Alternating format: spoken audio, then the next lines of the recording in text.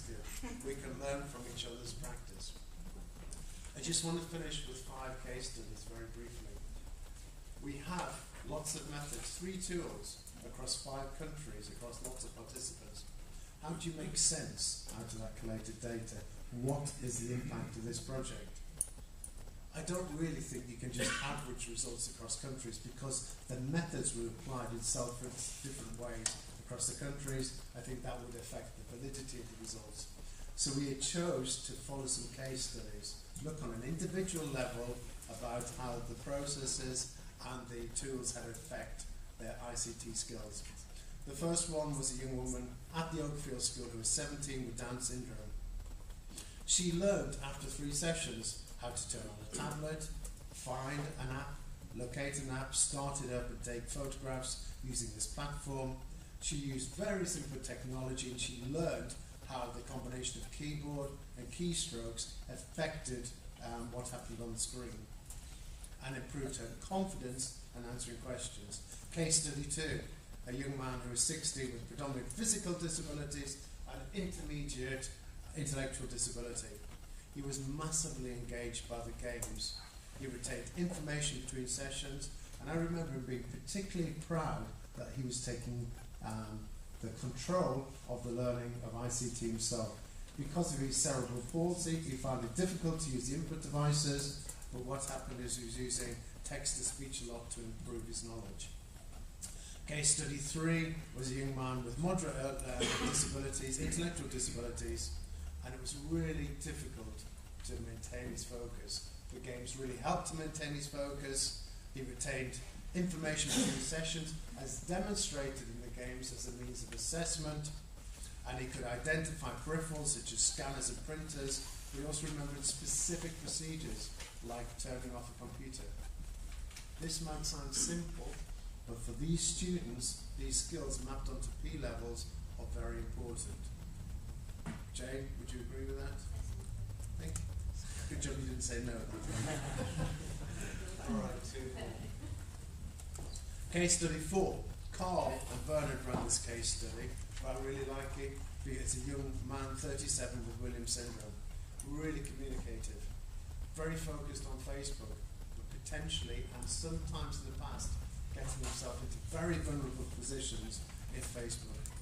The VIPI training allowed him to develop a whole range of other skills, including email, document creation and editing, which he could no longer had to help for advice to edit documents, and that was really important for him. The training also developed his awareness of online security. His skills increased, but more importantly, it led spontaneously to peer mentoring. He started to help other people in the group. Case study 5 reflected this. This was a woman who was 47 with moderate to severe intellectual disability, working in a sheltered workshop. She suddenly became massively anxious that her job would now involve using a PC and a touchscreen.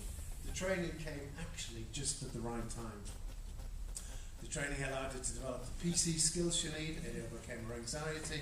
She became more confident, and again she spontaneously supported other people, which improved her self-confidence, but the confidence of the group as a whole. That's the end of that part of the presentation.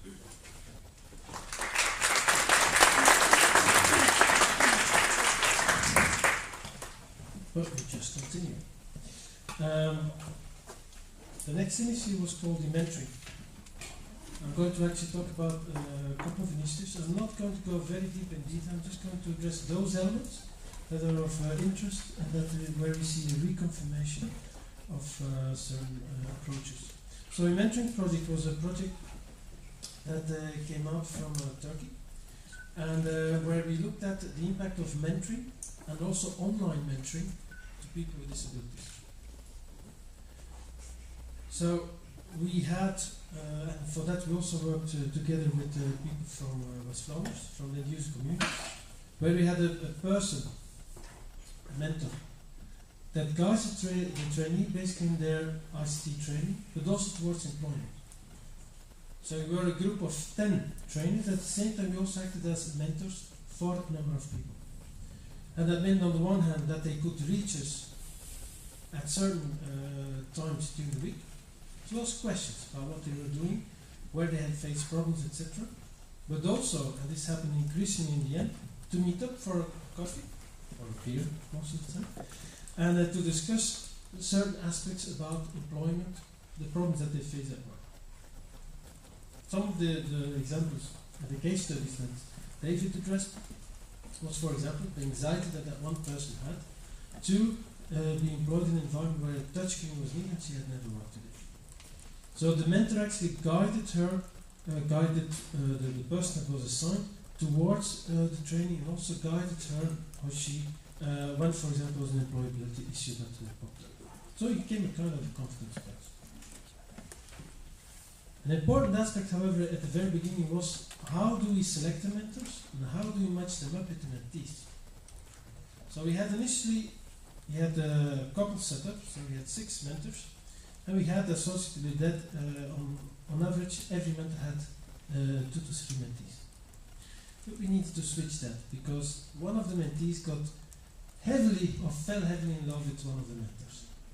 Happens a lot. I think for everyone that works with the disability sector, it happens a lot. Especially they are young, they have someone that really pays attention, and that occurs then. So we also need to rematch the couples, so to make sure that there were no issues arising from this. Now for Belgium and all the pilots afterwards, when we were doing VIPI, we decided to do the ICT training combined with mentoring, because we had seen from the mentoring project that this was very, very useful. We saw that persons were more confident when they knew there was a person they could contact outside the lesson. So they didn't have to wait every 2 weeks to come to the lesson. And before that, David made a comment on that we did sessions every 2 weeks, 3 times 45, 50 minutes, and that we had added afterwards, and we provided a lunch.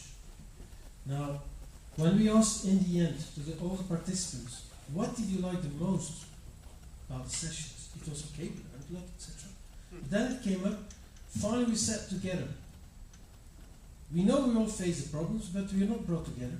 And then we enjoyed a nice lunch, and we had that kind of, feeling like what the Greeks say, a pareia. We felt like a group and could help each other. So we put it there for a reason, because whenever we do training, and this is a practice we have, we continue to do, is training combined with the lunch. In addition, and Steve and Daniel were also attending in that, we also offered at the end of the training a weekend. Let's not forget, especially the people that we were working with, many of those participants never ever traveled. They never had a trip. They never even stayed in a hotel.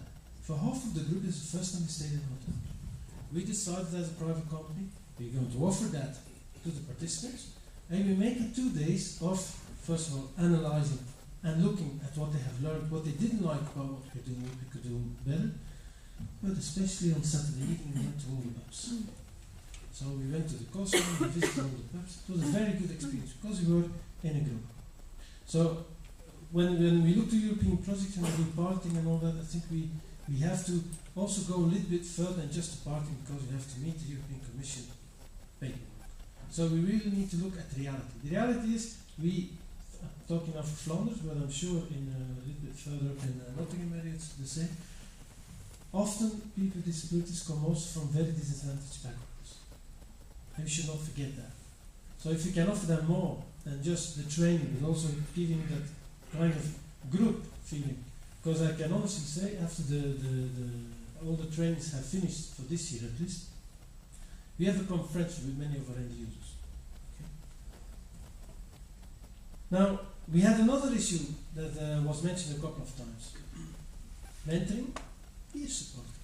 Now, this project has just started, comes from Ireland, and it's called Digital Inclusion Champions in Europe.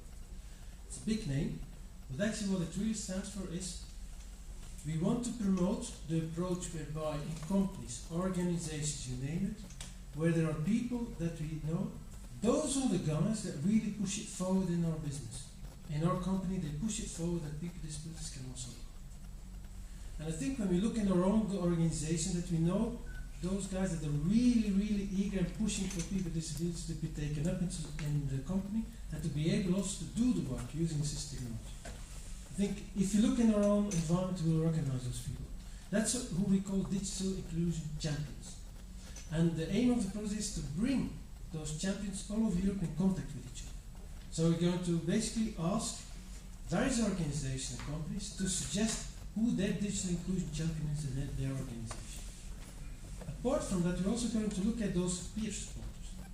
People that from experience, because of disability, because maybe in their family they have people with disabilities, that they have learned and they are able to transfer that knowledge also to the people in the future. And that's where the project DICE, Digital Inclusion Champions in Europe, is focusing on. So I just put here some details, you can read it at least. For those that take pictures of the slides, do not worry, we will provide you all the presentations. Okay?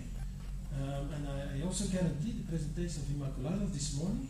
When you look in the added text, there is lots of extra explanation about all the different articles that were mentioned in the slides. For those of that interested. This was a picture that we took during the weekend, when we took everyone out. So you will recognize some of the people being present here. But if I would ask, I will not do it, but if I would ask the people, point out the participants, I do not think that hardly anyone in this room would be able to point out all the participants. And that's a nice thing about that. Because a disability is not always written on the face of a person. Okay? It's not always visible that a person has a disability. You might have hidden disability. So with that bunch of people, we had 2 days of great fun. We learned a lot also about what we did good and what we did not good. And we also learned what they would like to learn in addition to the things that we do not cover in ViPi. And this, I think, is also an important element that we have to address. ViPi is a snapshot of the ICT that exists at this moment. And we all know ICT, Helga Stevens also mentioned this morning, her iPhone is a 2, I think, or a 3. Now we have a 5, I think. So ICT evolves very quickly. And that's why we provide all the material and all these projects also in a common creative license. So, you're interested in it, you take it, you throw out the thing that you do not find interesting, and you upgrade or you do whatever you want to do. The only thing we ask is just inform us, because it's also interesting for us to expand what we have in mind. For the contact details, because this is always cool, don't worry, he didn't pick the picture, I picked the pictures. For the contact details for these and other projects that we coordinate or work together in. So these are the contact details of David, and these are the contact details of the Belgian team that has been working on these projects. And that was in a nutshell the presentation of these various projects. So thank you. May I ask that we do the questions at the end, so that we can first do the presentation. Okay? Thank you very much.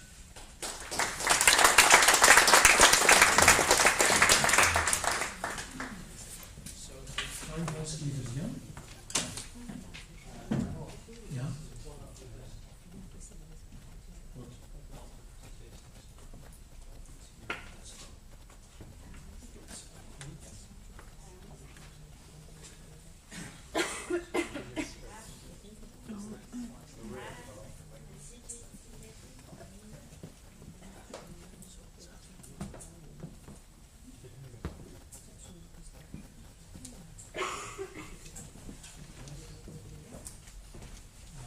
There. I've already introduced myself this morning, so I'm not going to do that again. This time I'll speak on behalf of the entire ATLEC consortium, and I'll tell you a little bit more about our activities, and especially I'll focus on the ATLEC curriculum. Now, before I do that, just two simple information about our project. The partnership, first of all, we have a very nice consortium of 6 organizations in 4 different countries, representing various stakeholders in the field, ranging from formal education or special needs education providers to assistive technology centers, end-user organizations, and organizations working in vocational training or adult education. The project started 2 years ago, and we're running close to the end. We'll finish signing the project off at the end of February, and hope to be in time with all the deliverables. There's still some work to do, so most of what I show is not immediately yet available also because we're in the middle of the pilots, but it will be available at the end of February. The aim of the project is a very ambitious aim actually. I was rather scared when I saw Carl writing it on top of the application. It's to facilitate the development of ICT AT skills of persons with disabilities by making available a unified and validated curriculum, courseware, a trainer handbook, and also reflect on an ICT AT trainer job profile. As I said, very ambitious, and also because there are a couple of words in there that are very broad. I mean,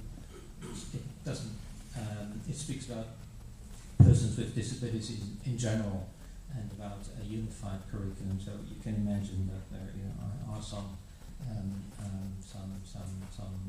issues to solve here. What we did actually in trying to imagine the impact that this project had to make on the community was to see whether we could, in a very early stage in the project, start to think about our stakeholders and the gatekeepers. So to be sure that for whom we were actually working. That was part of the exploitation and valorization strategy, but we started in an early stage to identify these stakeholders and looking into their objectives and to their specific needs. In different areas, because ATLEC is very much implemented in a crossroad between education, disability, social care, employment, and ICT AT. And the strategies we came up with was to try to make something which was as usable as possible in various different contexts, as well as so flexible and adaptable to the different needs, both of the learners but also the people that had to deliver the training. And of course appropriate communication to them and to get them on board and to involve them as early as possible in the project. Now it will be clear that when we speak about ICT AT skills development, we wanted to address it from a lifelong learning perspective. That means that you recognize that learning takes place at different moments in life and is supported by different stakeholders. It seems rather obvious, but it is to move away from an idea that we can just make something which is good now and then stands there for centuries. The person, of course, had to be in the centre with his needs and wishes and training needs and ambitions. And it's nicely represented on the graph here that if we put the person at the centre from a lifelong learning or lifelong perspective, and the person as realising it as an active agent in realising a personalised life project, there are various stakeholders around that person that can support this project, and also the ICT AT learning in this. And one of the basic assumptions is that as early as possible, when you start as early as possible in introducing ICT AT skills in the personal development projects of people, that you can reduce, you can increase their independence and in the long term also reduce their needs of care. So thinking about it in this way, there are different aims of learning, of course, that we can identify when you speak about ICT AT learning. You can become a skilled ICT AT user, and here the benefits are, of course, also in the area of access to education and employment, access and success in education and employment. But also ICT AT can be addressed as a discipline. So being mainly for persons with disabilities, there's no reason not to imagine that there might be people with disabilities that want to become expert themselves in ICT AT.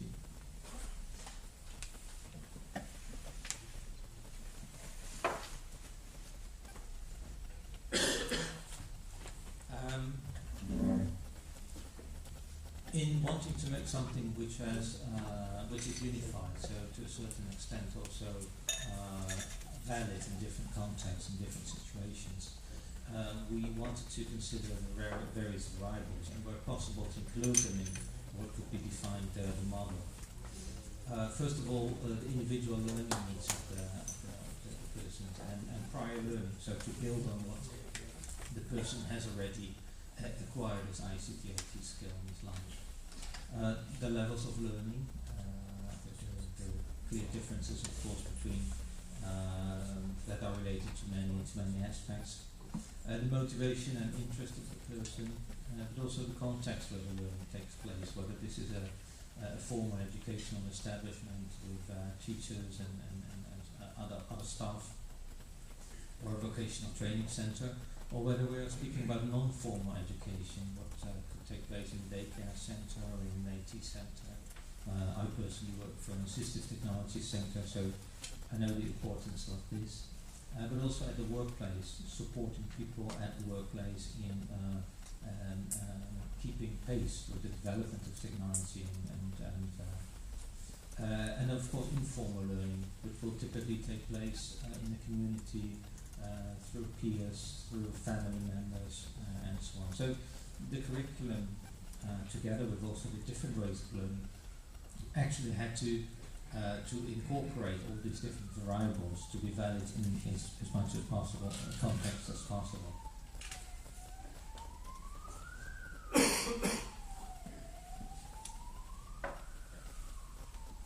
In our thinking about levels, we came up with 4 different levels where learning can take place, and we describe these according to the classical 3 dimensions of competence development and knowledge, skills, and personal outcomes. So an ATLEC access level will typically create awareness of a personalized AT solution to an individual with very basic skills, and it's very likely that the use will be with support. Foundation level, on the other hand, is about transferring basic knowledge of personal ICT AT solutions to the person, the development of adequate skills for proficient use, and very likely use with little or no support. As you can see, there's progress here because the intermediate level is talking about in-depth knowledge, transferring in-depth knowledge to persons about, again, their personal ICT AT solution, including critical awareness about how to use it, where to use it, whether it's appropriate or not. Proficient skills to increase one's own, to autonomously increase one's level of activity and participation and independent use of the technology. The advanced level goes beyond the personal experience with your own ICT AT equipment and has to do with the development of wider knowledge of ICT AT solutions for different users. And here the skills are more related to peer support, mentoring skills, and you can clearly see the link with the other projects, and to be able to support others in the long term. The units that have been identified are 3. There's a core unit on ICT AT, which is of course logical, seeing the fact that ATLEC is on assisted ICT AT. But there's also an introductory unit on ICT as such, the digital society. This is sort of a bridge between the ViPi curriculum and the ATLEC curriculum.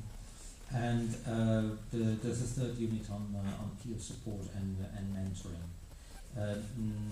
All these units are delivered at the various levels, although not all levels has exactly the same units. For example, Unit 3 is only the advanced level, and Brace is only Unit 3. If we have a closer look at the Unit 2 ICT AT, you will see that the assessment is included in the learning itself, so the assessment is considered an important learning moment. And then there are various subunits which could be characterized as belonging either to knowledge development or skills development or supporting outcomes. And the idea is that in learning in ATLEC, that people sort of actively use their knowledge to develop their skills, and that this will lead to outcomes. So it is not as linear as it's written here.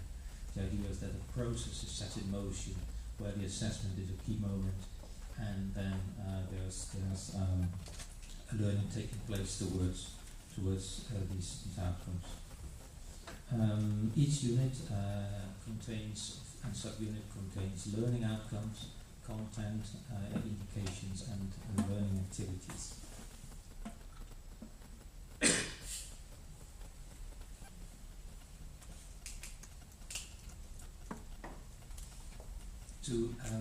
For a couple of reasons, we were looking for a competence framework. A competence framework is a framework where all the learning outcomes that we want to address with the curriculum are systematically organized in different areas or different ambits. And here in the grid you can see what the ambits are. Again, knowledge, skills and personal outcomes, but then divided between knowledge about ICT, AT and other areas of knowledge. ICT skills and other skills like social skills and communication skills, and the area of competence and or personal outcomes is divided in activity and participation and independence. So all the learning outcomes that are addressed in the ATLEC curriculum are also mapped in this competence framework, which makes it possible for us to design learning path within the curriculum. So it favors the implementation, the flexible implementation of the curriculum. Such a framework also helps us to identify and to pinpoint learning objective in relation to other learning objectives. So why do I focus on this learning outcome and not on another one, for example? To map and to monitor progress and learning, and such a framework also could lay the basis for the certification of competences in a lifelong learning perspective, but that has remained outside of the scope of the project. I think you agree with me that it would be extremely important, and if we could link such a competence framework with also certification systems, so that people can really make their the level of competence that they have reached visible and to others, whether it's a school or an employer. So this is how it works out. This is just an example. It's about unit 2, so ICT AT, foundation level, and I've just reported here on the slide some of the learning outcomes that are included in the framework. For example, if we look at the knowledge side, to describe in own terms the concept of ICT AT and how it relates to mainstream ICT. The intermediate level will say that the person has to use appropriate terminology instead of own words or own terms to describe. Well, I'm not going to read it all out, it's just too much, but anyway, just to give you an idea how it looks like. Course content has been developed, so this is a systematic description of all the content elements that are addressed by the curriculum. But I think it's already 300 pages, isn't it, Carlo? It also contains activities and suggestions for active elaboration of the learned. This, of course, has to be adapted on the basis, again, of the individual learner. What you will do is typically design a learning path through the curriculum, pick out the learning content that you're interested in and the activities, and to adapt that to the personal situation of the learner. Pilots are taking place right at the moment in different countries.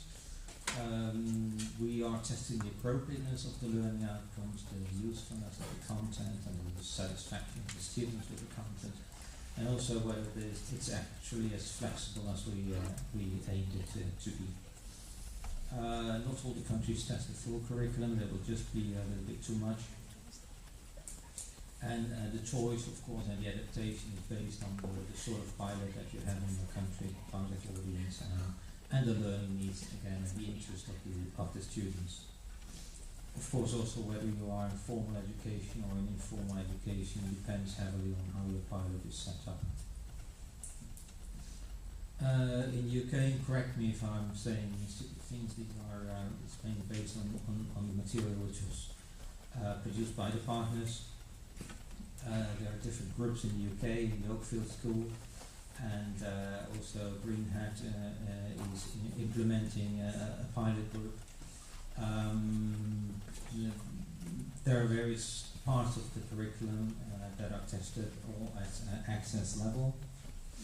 Of course, there's a monitoring and evaluation of whether the objectives are reached or not. And here is some information about the feedback that has been collected so far from the trainer side. Although the materials were appreciated, there's a clear awareness that it requires differentiation and adaptation for each learner, that availability of ICT AT resources and personalized devices in the school is a resource for being able to deliver the curriculum, and but that additional staff support is needed to meet the needs of the individual learners. The students appreciated the activities. They are applying actively the knowledge and the practical skills that they gained within the private sessions in their everyday lives. What I found interesting that they are actively involved in discussions about the technology, and that their understanding about the role that it can have in their lives, also for doing very practical things like ATM machines and chip and pin devices is there. Also, the awareness of safety issues, I think, through ICT training is an interesting outcome. Also, Green Hat is doing a pilot session, and again, they're testing various parts of the curriculum here. Very similar outcomes. The learning is the activities have to be are vital for keeping the attention of the students alive. So it should move away from a very theoretical transfer of information to involving and engaging activities, and again the delivery of this sort of material, this sort of learning programs requires an adequate time. In Belgium, there's a target group of people with severe and moderate learning difficulties, and many of them are also involved in ViPi projects and e-mentoring projects, and it also involves teachers and trainers in regular and special education. Different parts of the curriculum are being tested at the moment, and interesting here to see whether the link between the training and people's awareness about their rights, also towards employers, and the understanding of the relevance of ICT-based IT for related to their disability. And what I also found very interesting outcome is that there seems to be more confidence among the people in discussing their needs and desires with friends and families and personal caregivers.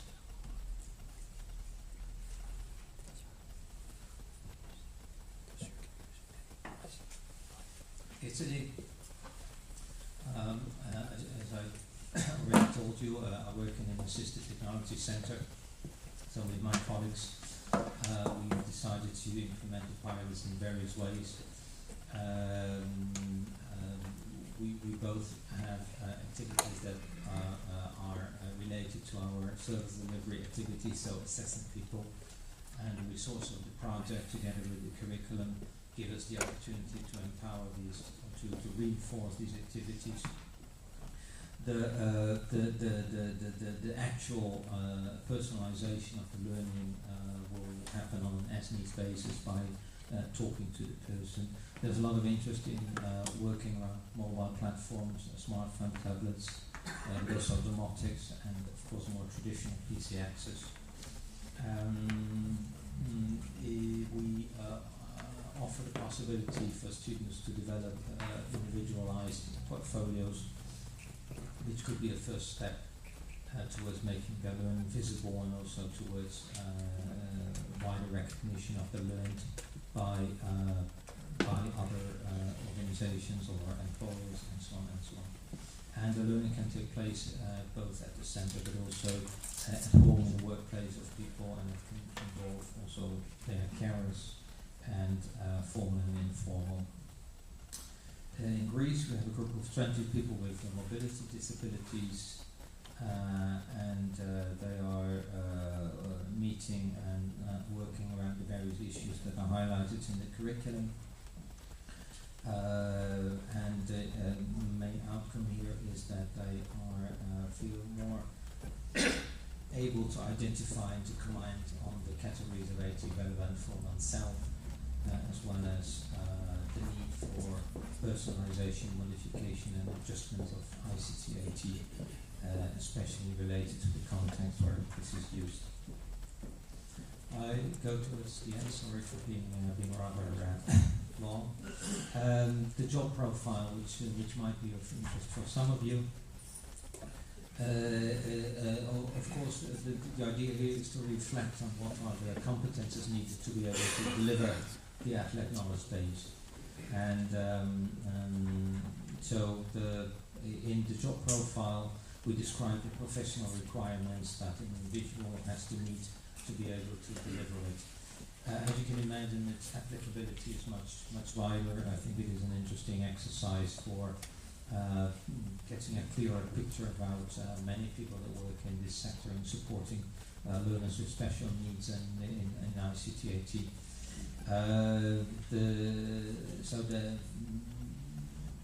It lists the competences that these professionals should have and their task functions and responsibilities.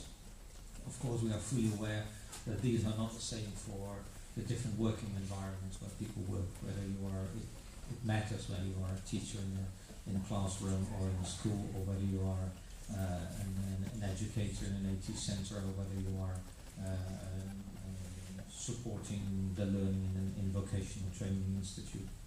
So what we did was reflect on those varieties and keep the part that describes the competences general, so that goes across all the various job profiles, and then to make 5 different profiles depending on whether people work in education or in vocational training or in an AT center or in a community setting. Again, we're not going to read through. This is more or less how it looks like. This is part of the competences, then divided again in what is the basic knowledge that you have to be able to demonstrate your skills and your personal outcomes, and these again are divided in general, technical and specific. So beyond ATLEC, what happened next? Of course, we will mainstream these results in our own service delivery models or educational models in our institutions. The question is always how can we create impact here, and they are just some of the things that we are working on.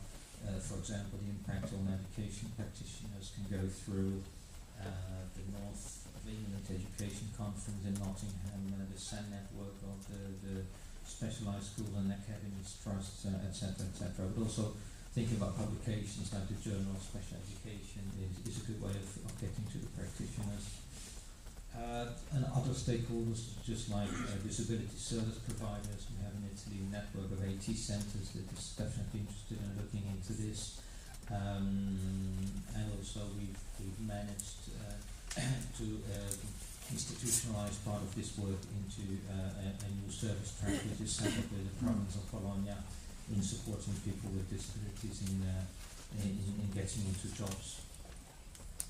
The project is also impacting on another one which will start the 1st of January, which is the end to this project. That actually has a wider scope, and we'll put this in a wider global perspective. If you allow me one more minute, just one basic information about this project. It's a network project, again funded under the Lifelong Learning Programme. And what is interesting is that some of the organisations that were mentioned this morning were physically present here, like the EASPD, which is the European Umbrella Organisation of Service Providers, but also the AAAT, which is the Association for the Advancement of Assistive Technology in Europe, and EVBB, which is an umbrella organisation of vocational training providers in Europe, are all in this project and collaborating and intentionally with the intention to set up a sort of a special interest group which goes across these 3 umbrella organisations. So the aim is to create this network on the development of ICT and AT competences and through annual seminars and state-of-the-art research and the development of foresight scenarios and roadmaps. You're very much invited to give me your name. I have a list where you can sign up for being on the mailing list of this project, and it will definitely Angelis will definitely look to what has been presented today and to try to take this further, comparing it also what has been done in other parts of the world. Here are our contact details. I hope you did a good job. David? Yeah? Thank you.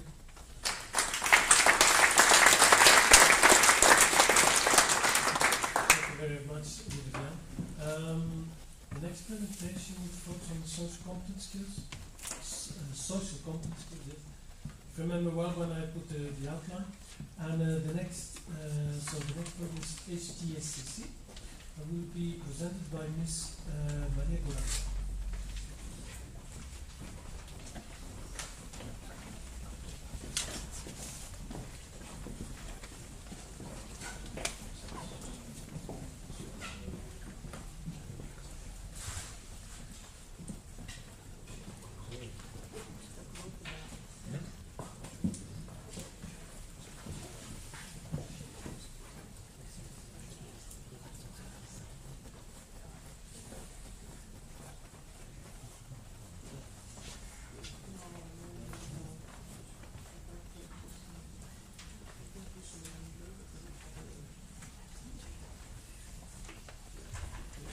Just informed I have to speak in 10 minutes. I'll make my best to do that. Also to follow the outcomes of the Harvard research, where it was strongly recommended if you want to keep the attention, don't make it longer than 12 minutes. So it perfectly fit my plans as well. This morning and the presentations before me were constantly focusing on the environmental and technological accessibility. Talking about inclusion and focusing on the social model of disability, we cannot help it but focus indeed our attention to the environmental, to the technological, and the attitudinal disability. Based on my experience in the last 15 years, while the environmental and the technological accessibility are mainly dependent on financial means, it is the attitudinal accessibility which takes the longest and the most difficult to change.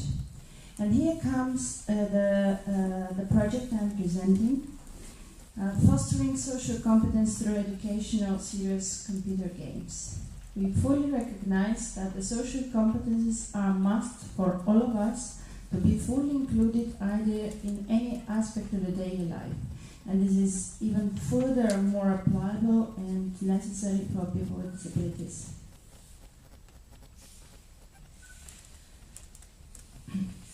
This project is again financed by the Lifelong Learning Program, and it's a project of 30 months.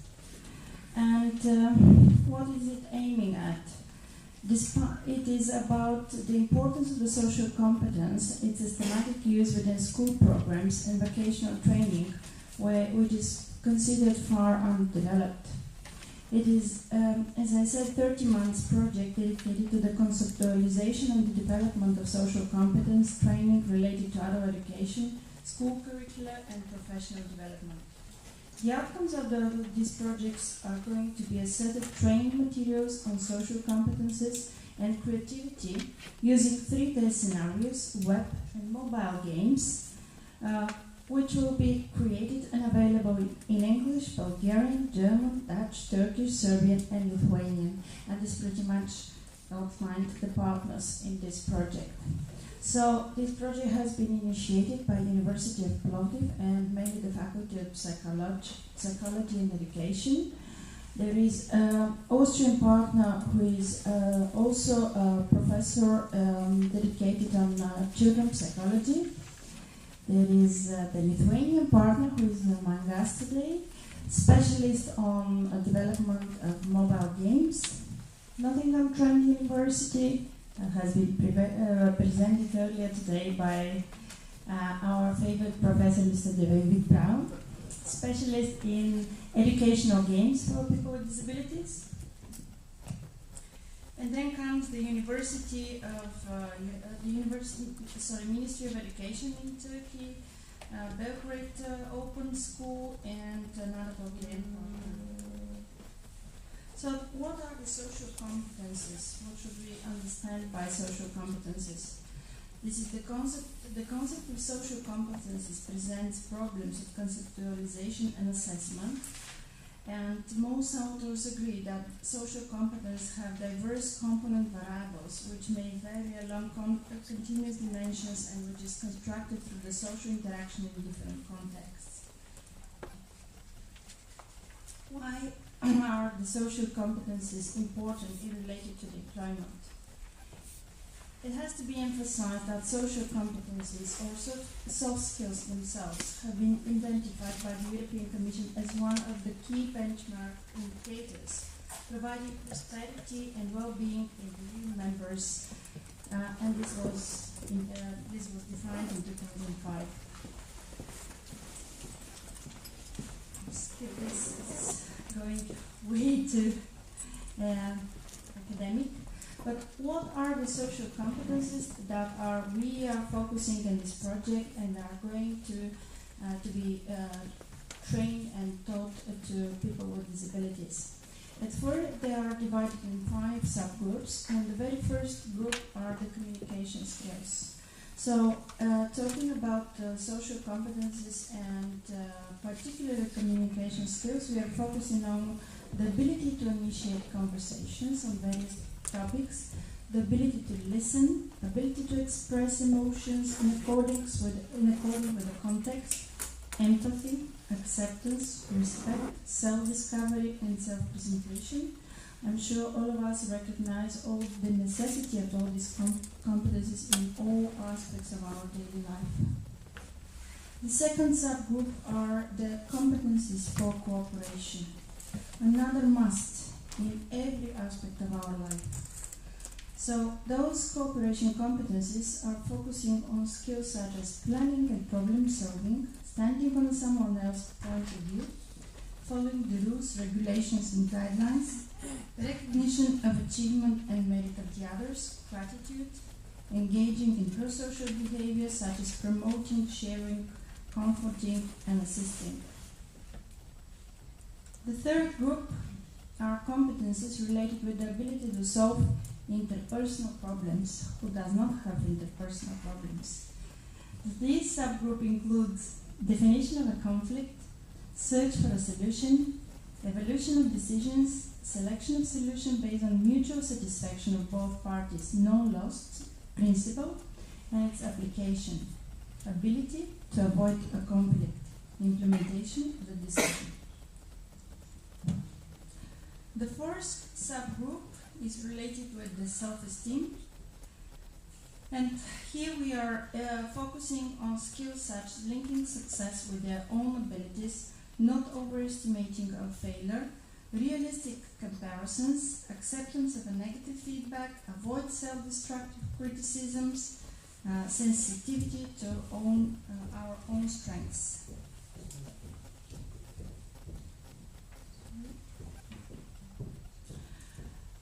The fifth subgroup is connected with self-control skills, and it includes the preconsideration of responses and behavior, efforts in solving difficult tasks, resistance to temptation, prioritization of objectives, regulations of negative emotions. And the last subgroup of the social competencies is assertiveness. Particularly, this group includes skills such as to defend our own rights and beliefs, open expression of thoughts and feelings, to be able to reject unreasonable demands, launch applications, direct requests, making decisions without succumbing to external pressure.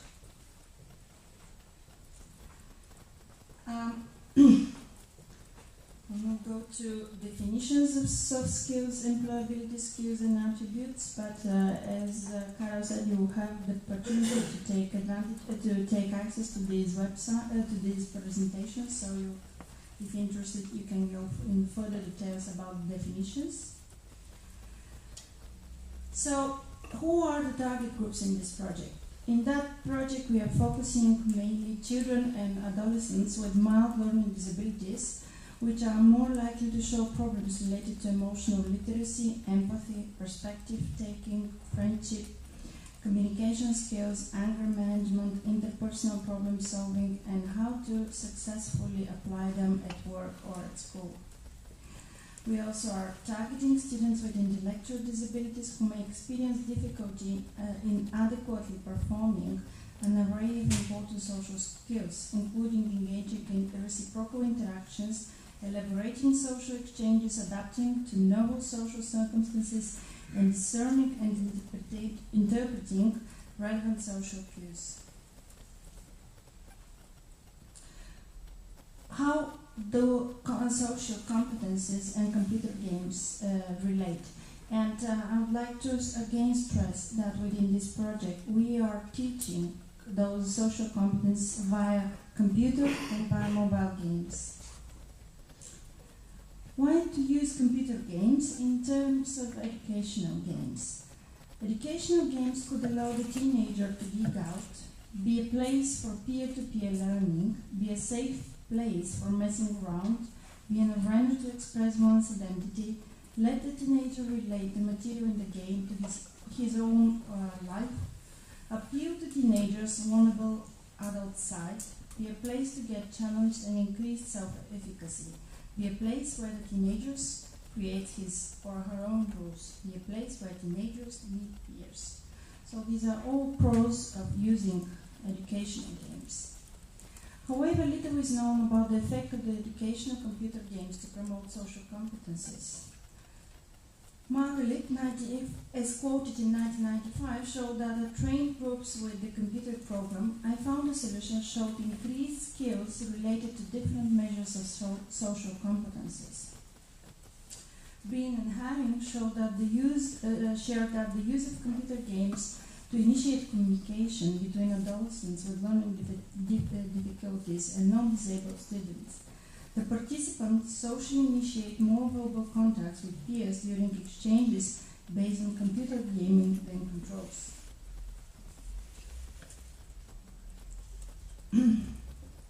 So, in what way can serious or the so-called educational games be used for young adults with learning difficulties to promote their social competencies and creativity?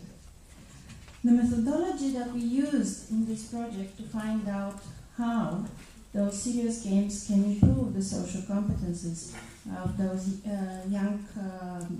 of those adolescents was a survey which was carried out online and via focus groups, and we had 573 participants coming from all the partner countries. These were families, trainers, teachers, end users, organizations, etc. And about 300 beneficiaries, which are young adults with learning difficulties. Therefore, the total of all participants made up to 851 people.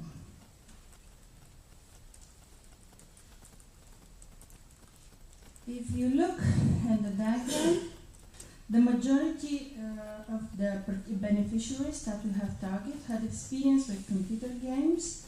However, boys tend to report more experience than girls with computer games. As refers to access to internet and games knowledge, the majority of beneficiaries has access at home, followed by work and public areas, mainly in libraries. The most prevalent category are people who don't know or are not playing any educational games. In comparison to the commercial computer games, educational computer games might not be well known.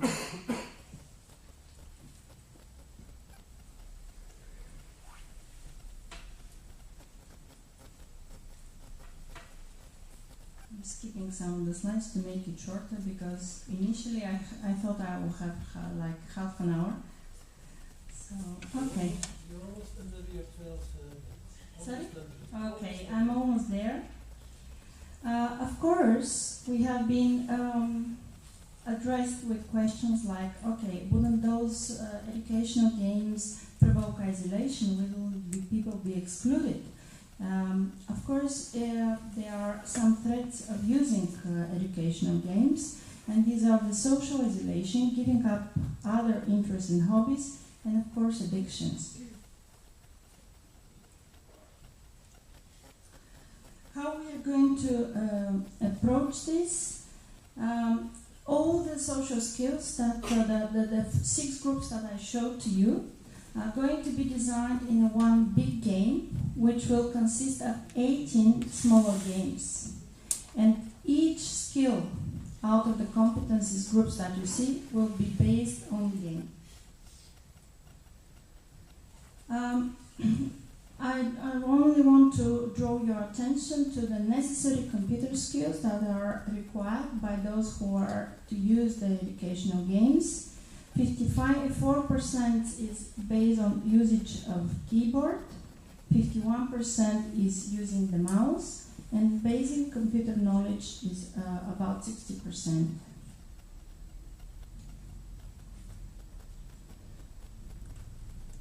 So what are the expected benefits of this project? By this project, we are aiming to help the beneficiaries to get a job easier.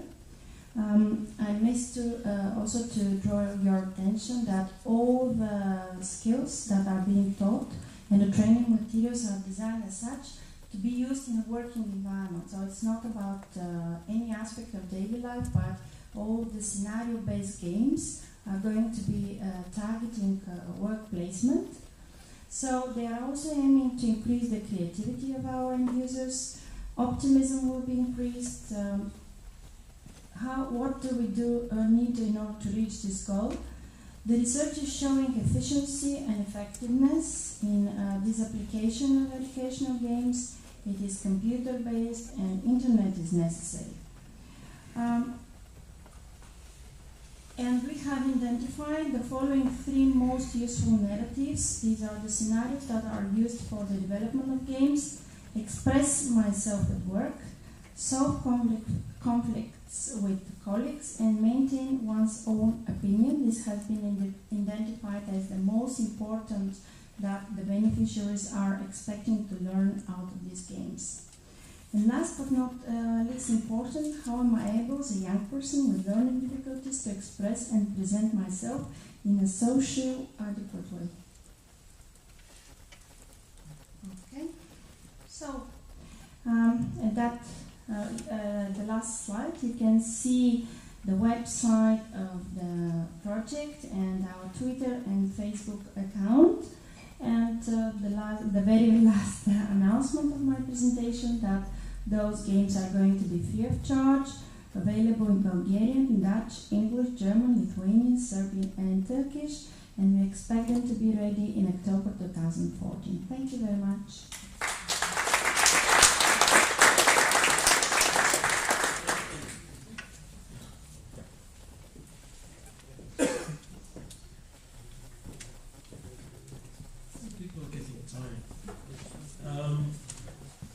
Nevertheless, we would like to show you 2 mobile applications that have been developed in the context of a ViPi and ATLEC project. I'd like to ask Panayoti to come and sit here, and also Kostas could come. The 2 presentations we're going to see is the first one. We're going to explain shortly what is the ViPi application. The ViPi application is already available on Google Play. Available for free. We're doing some final fine-tuning, and then there is the ATLEC platform, and for those that are interested, I have a working version with me in Dutch, and Panayoti also has an English version with some demonstration data to explain how the application works. And then we are supposed to go in a break in 6 minutes, but may I kindly ask for your attention for the next 15 minutes? If you would feel very thirsty, there are still drinks available there. There's coffee available, so feel free if you want to go for a drink to take something out. But let's continue with the presentation. We will have it afterwards. We will have it afterwards. And also we're going to have a round session where I will also suggest that people that have questions also throw it in the session. Okay? Thanks for pointing it out there.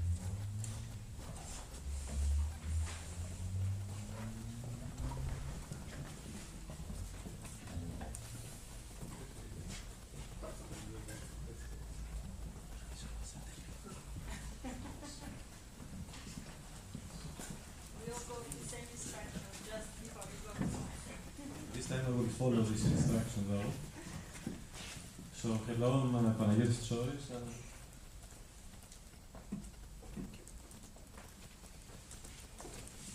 I'm part of the ViPi team, one of the technological partners. So I'm here in order to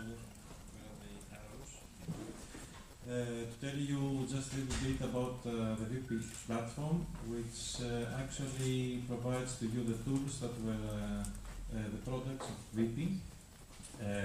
So we have the platform where the curriculum is resides, and everybody can go there and enroll as a student or as a tutor. We have also the learning objects that we have collected and will continue to collect, which are bricks, extra bricks, building blocks to the curriculum. And also there is the repository of all the games for PC and mobile that have been created during the project, as well as a networking environment for people who are members of or become members of the ViPi platform, to communicate between them and exchange information regarding the content. So ViPi can be found in these addresses. First one is the main portal, and the second one is the education. It's not correct actually. It's the ViPi projects and the ViPi skills. We'll correct it before we send it out to you. So the main platforms that we took into consideration is mobile, which is mobile phones, tablets, and the PC. From there, through these devices, you can have full access to all the content, basically the learning objects from the mobile devices, and the curriculum and learning platform through the PC. The differences, the main aspects of ViPi is that we have created semantic search, which gives the opportunity to the user to find exactly the things that fit to his or her profile. And we have also taken into consideration the different disabilities that the user may have. So we have created the dedicated curriculum, which contains different training sessions, the training material on basic ICT skills. We have created dedicated content regarding the different disabilities that the user may have. We have created the handbook, which is for the trainers, the families, and also the supporting educational or serious games, which are available through the PC or mobile in Android. Everything is based on open source software, WordPress, ATutor, BuddyPress for the community, and Android. And the curriculum is also created based on the creative content licensing scheme. This is how the platform looks like. This is the news page where all the recent activity is there. We have a selection of 4 different languages: Netherlands, English, Greek, and Belgium. Oh, sorry, and Lithuanian. This is the mobile version of the ViPi platform, where we have 4 selections, mainly the learning objects, the search, the news, which are the other pages, and the comments, where we can see comments on the that are posted on the learning objects. We have 3 different roles: the administrator, the trainer, the trainee. Everyone who is registered simply registers under the trainee, and the administrator can change the role.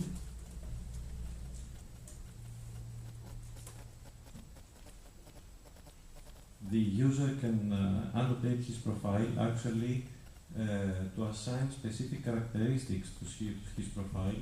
For example, different kinds of disability or specific interest on the available subjects that we have provided to him. The 4 languages. And we are coming to the learning objects. As we saw before for the mobile application, here is a list. We can see different categories of learning objects divided into different categories according to the characteristics, which are the same as the user as the user selects during his or her registration. So we can match content with profile automatically. This is how a learning object is presented to the user: title, description, okay, photograph, or links. Whatever this can be a video, can be an application that can be installed on his mobile or on his PC. This is the mobile version of the interface, selection of characteristics of the learning object and the results. Each category have also subcategories, etc. The activity pages is part of the community which the platform creates among the users, where the active users show what have recently done.